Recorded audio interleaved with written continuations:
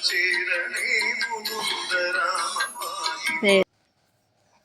6 മണിയായപ്പോൾ എനിറ്റു. നന്ദുവിനെ അമ്മൂനെ നോക്കി വേറെ കണി കണ്ടു കേട്ടോ. പിന്നെ അതേ ഗസ്റ്റ് റൂമിലാണ് എൻ്റെ ഡ്രസ്സൊക്കെ ഉള്ളത്. നമ്മളപ്പുറത്തെ പറമ്പിൽ, നമ്മുടെ തന്നെ പറമ്പിൽ അച്ഛൻ്റെ വാഴ കൃഷി. അങ്ങനെ നല്ലൊരു രാമായണ മാസമാണല്ലേ. അപ്പോൾ രാവിലെ തന്നെ എഴുന്നേറ്റു. പിന്നെ അല്ലെങ്കിലും മോൾക്ക് സ്കൂളിൽ പോകണ കാരണം കൊണ്ട് രാവിലെ തന്നെ എഴുന്നേൽക്കാറുണ്ട്.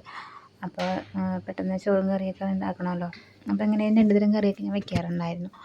അപ്പോൾ കുളി കഴിഞ്ഞു, എന്താ സിന്ദൂരൊക്കെ തൊട്ട് സുന്ദരിയായി. അപ്പോൾ നമ്മളെ എന്താ പറയുക, പോസിറ്റീവായിട്ട് എടുക്കാം നമ്മളെ കാര്യങ്ങളെല്ലാതും.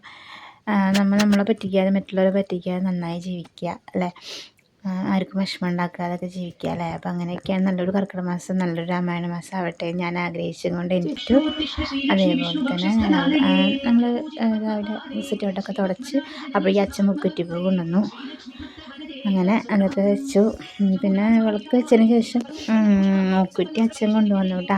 അച്ഛൻ പാല് വാങ്ങിക്കാൻ പോയിട്ടുണ്ടായിരുന്നു. അപ്പോൾ പാല് വാങ്ങിച്ച് വന്നതിന് ശേഷം പാലെൻ്റെ കയ്യിൽ തന്നു. പിന്നെ അതിന് മുന്നേ മുക്കുറ്റിപ്പൂ ഞാൻ പൊട്ടിക്കാൻ പോകണമെന്ന് ശരിക്കായിരുന്നു. അപ്പോഴേക്കും അച്ഛൻ കൊണ്ടുവന്നു. അപ്പോൾ അത് തലയിൽ വെച്ചു. പിന്നെ അച്ഛൻ കൊണ്ടുവന്ന് വെച്ച പാല് കൊണ്ടുവന്നിട്ട് അടുക്കളയിൽ കൊണ്ടുവന്ന് വെച്ചു. പിന്നെ അതിന് ശേഷം നമ്മൾ വിളക്ക് വയ്ക്കാൻ തുടങ്ങി.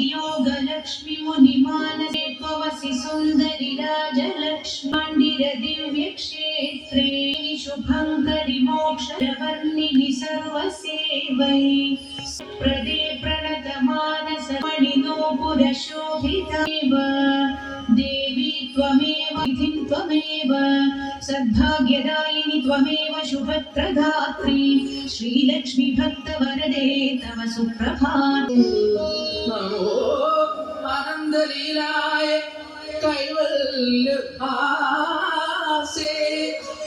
नमो विश्ववीरे प्रसीदेश सुरो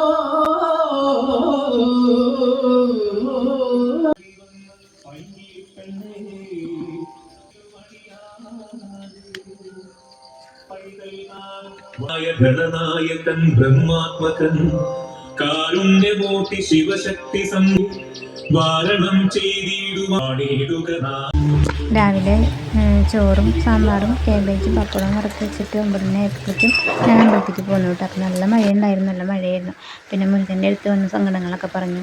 കാരണം ഇവിടുത്തെ മുരുകനെ നടയെ വെച്ചിട്ടാണ് ഞങ്ങളുടെ കല്യാണം കഴിഞ്ഞത്. അപ്പോൾ ഇവിടെ വന്ന് ഞാനെപ്പോഴും എൻ്റെ നല്ല എന്താ പറയുക ഓർമ്മകൾ ഓർക്കാറുണ്ട്. അപ്പോൾ അങ്ങനെ അത്രയ്ക്കുള്ള വീട്ടിൽ വന്ന് ചായ കുടിച്ചു. അത്രയ്ക്കുള്ളൂ കേട്ടോ ഇന്നത്തെ വീഡിയോ.